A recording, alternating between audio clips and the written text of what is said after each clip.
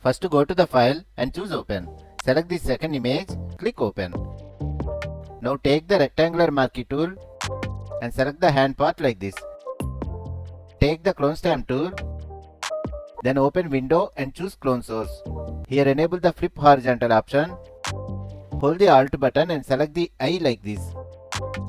Now repair the image using the clone stamp tool in this manner.